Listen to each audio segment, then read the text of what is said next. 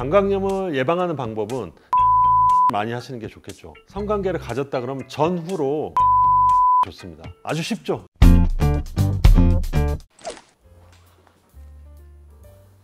안녕하세요, 닥터 주사부입니다.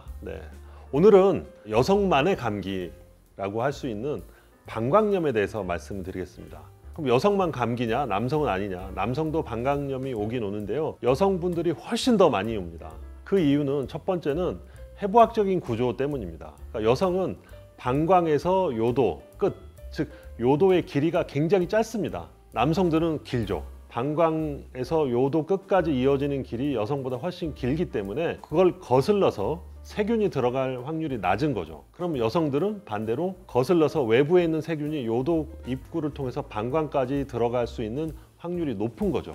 그렇게 돼 있어서 여성들이 방광염에 훨씬 더 많이 걸리게 됩니다. 가장 흔한 것 중에 허니문 시스타이티스라는 게 있습니다. 신혼여행 방광염이라고 하죠. 이런 경우가 과거에 관계를 많이 안 하던 또는 한 번도 안 했던 여성이 신혼여행을 가서 관계를 하는 그 과정에서 요도가 이제 이렇게 균에 노출이 돼서 균이 방광으로 들어가서 방광염이 왔다. 그래서 신혼여행 갔다 와서 방광염이 온 경우, 이런 경우를 신혼 방광염이라고 불렀었고, 그런 경우가 있었는데 요즘은 이제 사회적인 트렌드가 바뀌었기 때문에 그런 경우는 또 많지는 않고 그냥 시도 때도 없이 방광염이 올 수가 있습니다. 그래서 방광염의 증상을 보면 가장 흔한 증상이 소변을 자주 본다. 두 번째, 소변을 볼 때 아프다. 여기서 심해지면 열이 날 수도 있고요. 아니면은 소변 색깔이 좀 더 뿌얘질 수도 있고, 아니면 혈뇨, 아예 피가 섞여 나올 수도 있습니다. 그리고 방광염 초기에는 눈으로는 안 보이지만 현미경적으로는 적혈구가 이렇게 섞여 나오는 경우도 있습니다.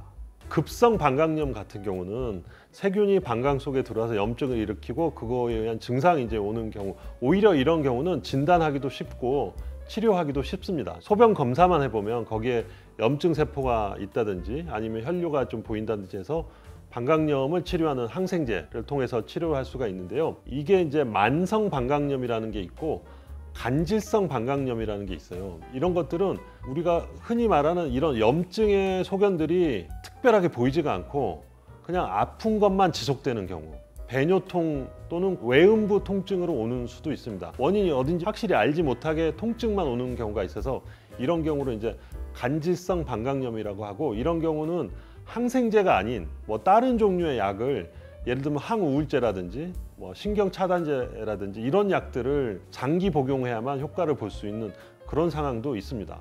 방광염이 재발이 계속 된다든지 아니면 항생제를 복용해도 잘 낫지 않는다든지 이럴 때는 방광염에 대한 심층적인 검사가 필요합니다. 가장 대표적인 게 이제 방광경인데요, 방광 안을 내시경으로 이제 들여다보는 과정이 되겠죠. 들여다보면 방광 근육이, 아니면 점막이 손상돼 있다든지 근육이 약해져 있다든지 또는 요관이랑 만나는 부분이 기형이 있다든지 이런 걸 발견해낼 수가 있어서요, 급성기에 치료가 잘 안 되면 반드시 추가적인 검사를 해봐야 된다. 이거를 기억해 주시면 좋겠습니다. 소변을 오래 참아야 되는 직업이 있죠.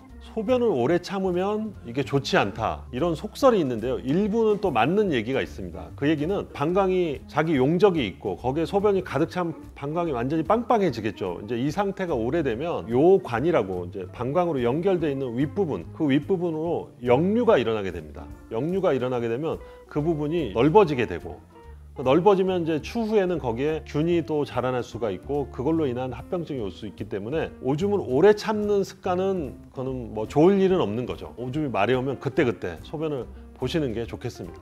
방광염을 예방하는 방법은 특히 여성분들이 성관계를 가졌다 그러면 전후로 소변을 보시는 게 좋습니다. 상액하려고 했던 균이 그냥 씻어 나가게끔 그런 습관을 들여놓으면 아주 좋으시고요.